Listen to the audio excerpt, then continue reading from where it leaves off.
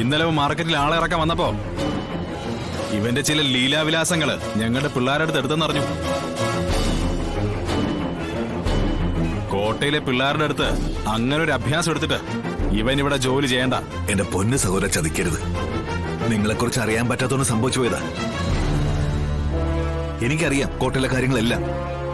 അത് ഞാൻ ഇവന് പറഞ്ഞ് മനസ്സിലാക്കി കൊടുത്തോളാം. ഞങ്ങൾ വന്നിരിക്കുന്നത് ഇവനെയും തല്ലി ഇവൻ ഓടിച്ചിരുന്ന കാറും തല്ലി പൊളിക്കാനാ.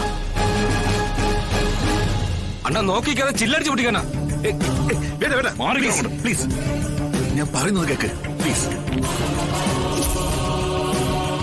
ഒട്ടും കൂസാതെ നിപ്പ് കണ്ടില്ലേ, അടിച്ച് പൊട്ടിക്കാനാ. എന്റെ പൊന്നെ സഹോദര, ചതിക്കരുത് പ്ലീസ്. ഭാര്യയുടെ കെട്ടുതാര വരെ വിറ്റ വണ്ടി ഇറക്കിയത്. പൊട്ടിച്ചാ പിന്നെ ആത്മഹത്യ അല്ലാതെ മറ്റൊരു മാർഗം എനിക്കില്ല. ഇവൻ കാണിച്ച പോക്കർത്തരത്തിന് ഞാൻ എന്ത് വേണമെങ്കിലും ചെയ്യാം. ഏറ്റോ? ഏറ്റു. പ്ലീസ്.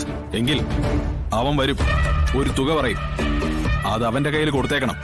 കൊടുക്കാം, കൊടുത്തിരിക്കും. പിന്നെ നിന്റെ വണ്ടിയില് ഇനി ഇവനെ കണ്ടേക്കരുത്. കണ്ടാ വണ്ടിയും കത്തിക്കും ഇവനെയും കത്തിക്കും. എന്നാടാ.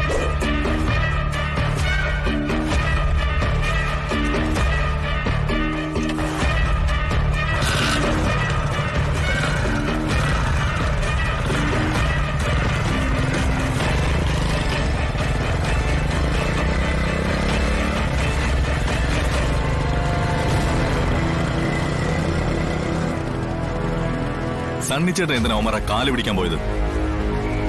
ഞാൻ നിങ്ങളുടെ സ്ഥാപനമായതുകൊണ്ട് മാത്രമാ ഇങ്ങനെ അടങ്ങി നിന്നത്. ഇല്ലെങ്കിലേ രണ്ടെണ്ണത്തിനെ ഞാൻ തെക്കേപ്പറമ്പിൽ എത്തിച്ചേനെ.